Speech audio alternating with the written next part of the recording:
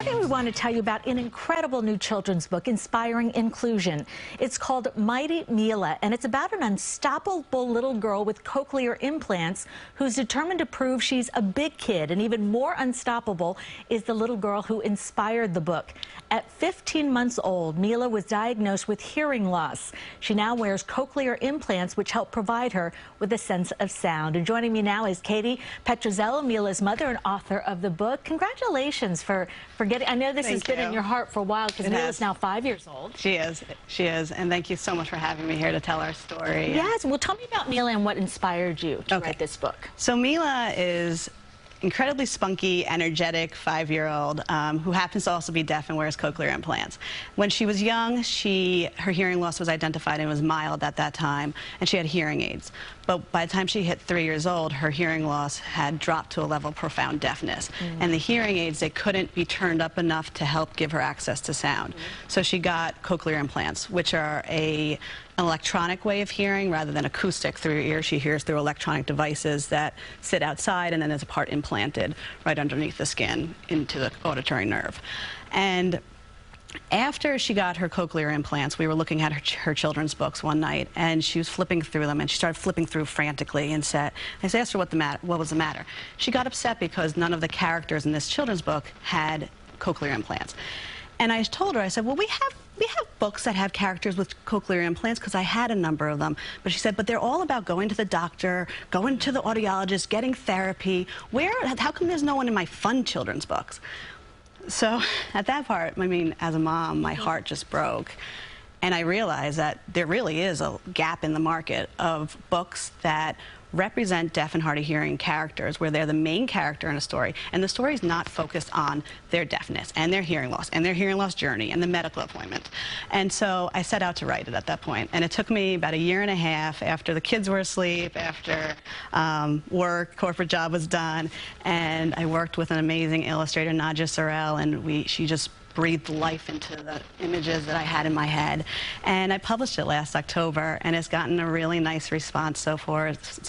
It's won about 5 different book awards. And it's just really heartwarming to see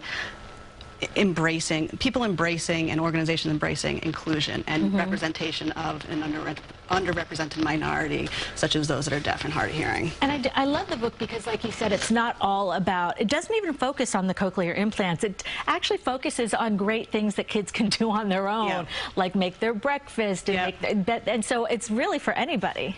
And that was a big thing that I really tried to do, because I wanted to first and foremost help deaf and hard of hearing kids feel represented, help them feel empowered by having a book where they're just represented as the typical kids that they are, doing typical, fun, everyday kid things. But I also knew that those children that are outside the hearing loss community, that maybe have never met anybody that's deaf or hard of hearing, they'll be much more likely to pick up a book that's just about a fun story than about a character going to a doctor's appointment.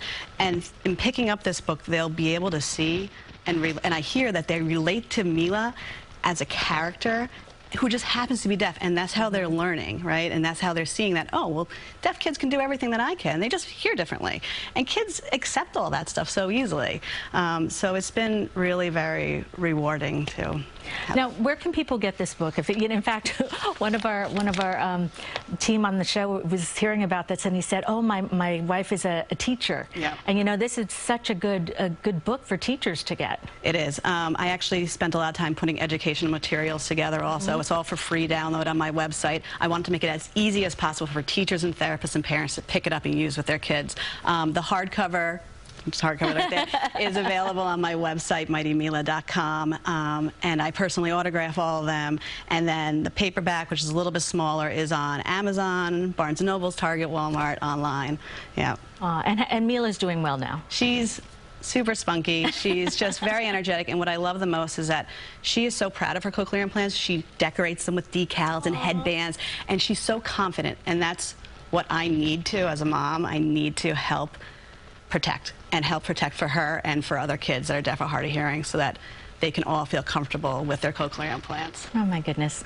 Katie Petrozello, so nice to have you here. Thank you. Thank you. And thank you for sharing her story. You know, I love flipping through it. I love the back where you have some things that she wrote. Yep. So thank you very much. It's a real honor to be here and a very wonderful experience to be able to share our story. All right, give Mila a hug for us, okay? I will. Okay, I will. thanks.